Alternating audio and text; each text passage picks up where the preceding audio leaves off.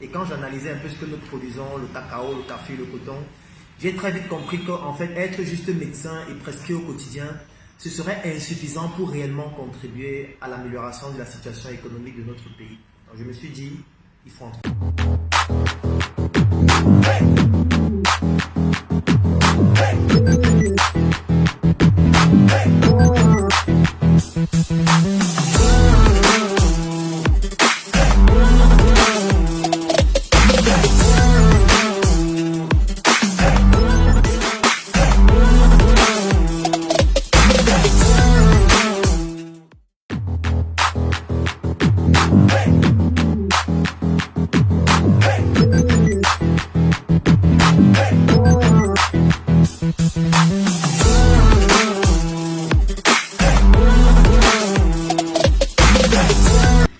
Je suis Claudel Numbissier, médecin de formation, mais j'aime beaucoup plus me présenter comme étant un entrepreneur.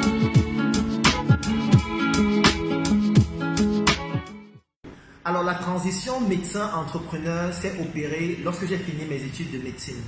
Parce que après mes études de médecine, je me suis rendu compte qu'il y a beaucoup de faits sociaux, notamment sur le plan social et économique, que je ne comprenais pas et qui m'étaient totalement inconnus. Je prends peut-être l'exemple de l'industrie pharmaceutique, parce que moi j'ai fait médecine, on travaille en collaboration avec des pharmaciens, et je me suis rendu compte que je ne connaissais rien de l'industrie pharmaceutique. Je prescrivais des médicaments au quotidien dont je ne connaissais même pas la provenance. Et lorsque je me suis intéressé à l'économie, et j'ai compris qu'en fait, les médicaments que je prescris au quotidien proviennent de certains pays qui gagnent de l'argent de ces médicaments-là, notamment en termes de devises, et que le Cameroun devait rembourser cet argent chaque année en termes de devises, et les devises provenant de ce que nous produisons.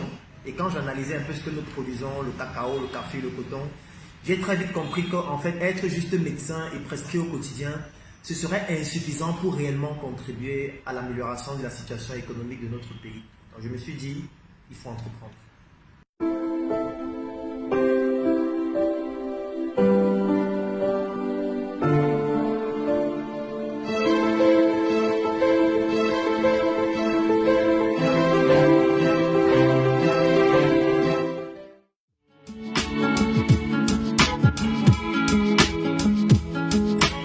Quand moi je me suis lancé en entrepreneuriat, la première structure que j'ai eu à mettre sur pied s'appelle SOS Médecins Cameroun.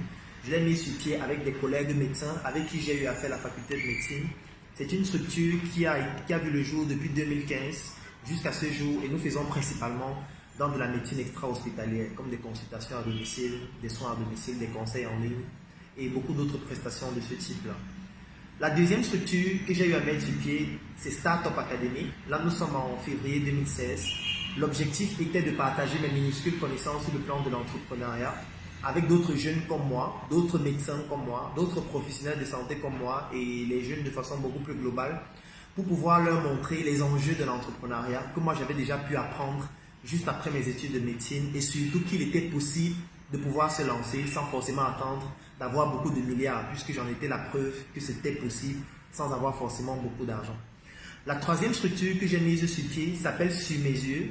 Sur Mes Yeux, c'est une marque de vêtements, d'articles, de mode et de tout ce qui comporte le vestimentaire que j'ai eu à mettre sur pied après Startup Academy, parce que c'est lorsque je faisais des conférences Startup Academy, j'avais un couturier qui me faisait des vêtements à chaque fois, et je m'étais rendu compte que ceux qui participaient à mes conférences étaient très intéressés par les vêtements que je portais. Je me suis dit, pourquoi ne pas créer une marque? Donc j'ai créé une marque qui s'appelle Sur Mes Yeux. Nous faisons des vêtements, des sacs, des chaussures, hommes, femmes et enfants. Et la particularité, c'est que tous nos produits sont fabriqués par nous-mêmes. Parce que bien évidemment, si on prêche le patriotisme économique, il faut pouvoir servir d'exemple soi-même. La troisième structure que j'ai mise sur pied s'appelle e-Banking 237. C'est une structure à travers laquelle nous aidons les Camerounais dans un premier temps de la diaspora à pouvoir investir de façon beaucoup plus efficace au Cameroun dans des industries qui respectent le primaire, le secondaire et le tertiaire, c'est-à-dire la production locale, la transformation qui permet de donner la plus-value et la distribution qui permet de créer la richesse et générer des devises lorsque c'est exporté. C'est dans le cadre de ce projet que nous avons donc mis sur pied nos premières usines, à savoir Startup Color, où nous fabriquons de la craie, où nous fabriquons des produits comme de la peinture, très bientôt des stylos et des marqueurs. Startup Cosmétique, où nous fabriquons des produits cosmétiques et nous formons des jeunes à fabriquer des produits cosmétiques. et plusieurs autres usines qui vont voir le jour dans les années à venir.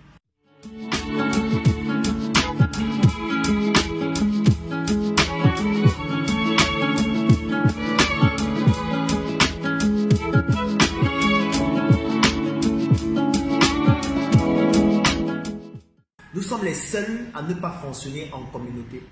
Et quand j'étudiais donc sur le plan purement économique, je me suis rendu compte qu'en fait, le fait de fonctionner en communauté, ça permet d'enrichir individuellement les membres de la communauté et de façon beaucoup plus globale toute la communauté. Donc, il est indispensable de fonctionner en communauté si on souhaite s'enrichir. En fait, lorsque l'argent tourne entre nous, ça fait en sorte qu'on se développe économiquement plus rapidement. Donc, le patriotisme économique, c'est donc de pouvoir appliquer cela sur le plan de toute une nation. Moi, j'étais choqué de me rendre compte que les médecins prescrivent des médicaments comme des décongestionnants nasaux qui en fait, c'est de l'eau salée. Ça veut dire que vous allez acheter l'eau salée à 2300 à la pharmacie. Et le pharmacien qui vous vend ça, lui-même, il a fait 7 ans de pharmacie. Et tous les jours, il vend l'eau salée importée. Pour moi, je trouvais que c'était une aberration. Que des gens qui ont fréquenté et qui ont un niveau intellectuel aussi poussé, parce qu'il ne s'agit pas d'un problème de compétence, il s'agit juste d'un problème de prise en conscience des compétences intrinsèques qu'on a et surtout de pouvoir identifier les opportunités, de pouvoir les saisir. Donc j'ai vendu mon livre, c'est de dire qu'on arrête de dormir sur le plan intellectuel.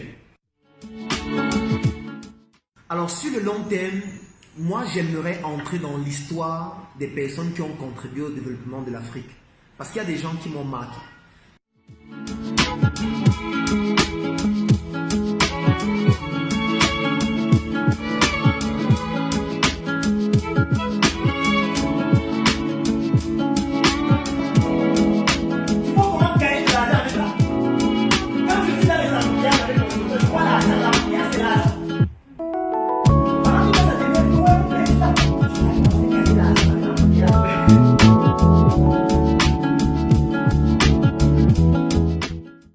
Nous avons prié depuis plus de 2000 ans et nous sommes dans une situation dont la prière à elle seule ne suffit plus.